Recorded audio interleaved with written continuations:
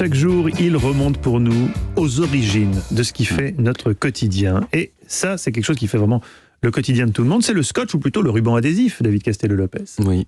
Est-ce qu'un jour, vous vous êtes assis sur une chaise, vous avez fermé les yeux, vous avez fait le vide à l'intérieur de votre tête et vous avez laissé la place à un hommage intérieur plein et total à l'inventeur du scotch? Je parie que non. Je parie que vous n'avez pas fait ça. Non. Alors que franchement, vous auriez... Je suis en train, là. Oui, voilà. Parce que pensez à toutes ces fois où vous êtes obligé d'ouvrir une enveloppe que vous avez déjà cachetée pour y ajouter le rip que vous avez oublié de joindre. Comment vous refermez l'enveloppe? Avec du scotch. Toutes ces fois, vous avez dû fixer au mur un poster de Shaquille O'Neal, grandeur nature. Shaquille O'Neal. Comment vous l'avez fixé? Avec du scotch. Toutes ces fois, vous avez séquestré un débiteur dans votre cave pour l'obliger à payer. Comment vous avez fait pour pas qu'il alerte les voisins avec ses larmes? Avec du scotch. Donc, merci à la personne qui a inventé le scotch. Mais alors, c'est qui? Monsieur Scotch. C'est qui? Bon, vous vous souvenez que je vous ai raconté dans 2 chroniques séparées l'origine du basketball et celle du volleyball, et que, en gros, ça a été inventé à peu près au même moment, au même endroit, par 2 personnes qui se connaissaient. Eh bien, c'est légèrement pareil avec le scotch par rapport au post-it. Vous vous souvenez, j'imagine parfaitement, j'en doute pas, de votre chronique de sur ma les chronique post-it. sur les post-it. Brillant, légendaire. Voilà, vous vous souvenez J'ai que écouté 4 ou 5 eh fois. ben oui. Vous vous souvenez que ce sont 2 employés de 3M qui ont inventé les post-it? Eh bien, le scotch, ça a aussi été inventé par un employé de 3M. Alors aujourd'hui, 3M, c'est la principale entreprise du monde qui fabrique des choses qui collent, hein, mais au départ, c'était une entreprise modeste, la Minnesota Mining and Manufacturing Company, entreprise de manufacture et de mines du Minnesota, parce que quand ça a été créé au 19e siècle, ils étaient spécialisés dans le business des mines. Minnesota Mining Manufacturing, 3M. MMM, 3M. Dans les années 20, 3M, en gros, ils fabriquaient un seul type de truc, c'était du papier de verre pour poncer des objets. Et à cette époque, dans l'entreprise, il y avait un ingénieur qui s'appelait Richard Drew. Et Richard, un jour, il était en train de tester du papier de verre dans un garage qui peignait des voitures.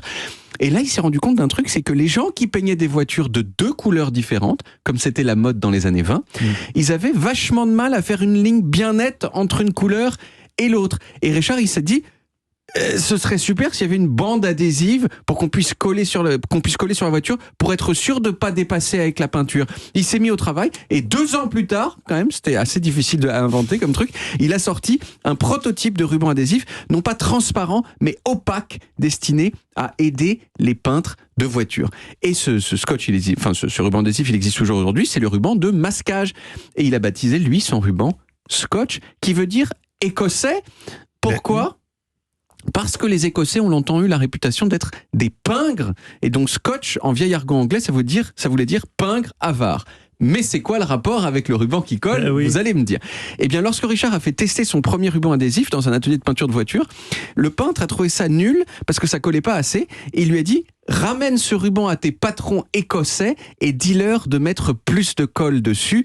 Take this tape back to those Scotch bosses of yours and tell them to put more adhesive on it. D'où le nom Scotch. Mais à ce moment-là, ce n'était pas encore vraiment le scotch familial qu'on connaît, puisqu'il était opaque. Et ça, il a fallu attendre un peu que Richard ait l'idée de faire la même chose avec du cellophane. Et en 1930, il a sorti le premier rouleau de scotch transparent qu'on connaît. C'était risqué parce que 1930, c'était la première année de la Grande Dépression. Oui. Sauf qu'en fait, le scotch a cartonné immédiatement. Peut-être à cause de la Grande Dépression, parce que c'est devenu immédiatement une façon pour les Américains de réparer des choses qu'on achetait en moins de grande quantité, parce qu'on n'avait pas d'argent, du papier déchiré, des vêtements, même des gens qui réparaient leurs vêtements avec du scotch, des ongles et même des œufs. Il y avait des fermiers qui colmataient leurs œufs craquelés avec du scotch. Et résultat, 3M, c'est une des seules entreprises aux États-Unis qui n'a pas licencié de gens pendant la Grande Dépression. Ensuite, 3M, ils ont consolidé leur domination sur le monde du ruban adhésif de 2 façons. Un, en inventant le dispenseur de scotch en forme d'escargot. Ah, c'est eux aussi qui ont inventé ça, avec la petite lame dentelée, là, en 1939.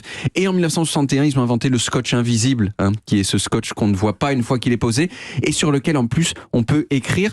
Aujourd'hui, il y a 6,5 millions de kilomètres de scotch qui sont vendus chaque année. Ça fait 165 fois le tour de la Terre. Voilà, petit fun. Et il est devenu riche, votre copain? Vous inquiétez pas pour lui, Stéphane. Il a eu des promotions très importantes dans l'entreprise, et même il a beaucoup, je ne sais pas s'il a été très riche en tant que tel, mais il a beaucoup influencé 3M, parce que 3M s'est dit, mais attends, c'est pas mal de laisser aux employés un petit peu de temps pour réfléchir à des inventions et de les payer pour ça. 15% du temps des employés de 3M à l'époque, peut-être même encore maintenant, ils avaient le droit de le consacrer à essayer d'inventer des trucs, et ça a beaucoup influencé la Silicon Valley. C'est eux les premiers qui ont fait ça, mais ensuite Google a fait ça. Et aujourd'hui, il y a plusieurs entreprises de la Silicon Valley sur lesquelles vous avez un jour par semaine, en gros, pour réfléchir à des idées sympas. Bien sûr, si vous inventez des trucs pendant ce temps-là, ce que vous inventez est la propriété de votre entreprise, mais c'est un petit peu normal. Voilà. Merci beaucoup, David. On retrouve les origines en podcast sur toutes les applis audio et en vidéo sur YouTube, Dailymotion, et sur le site europe1.fr.